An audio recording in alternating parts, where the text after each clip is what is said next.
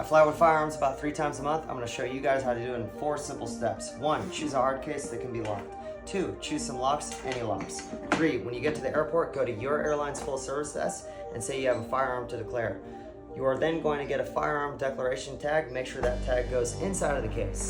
4, when flying with ammo, keep it light, keep it under 10 pounds. It's about 320 rounds of 9 or 320 rounds of 5.56. Some things to note, some airports will actually open up your case and inspect the firearm, some airports won't.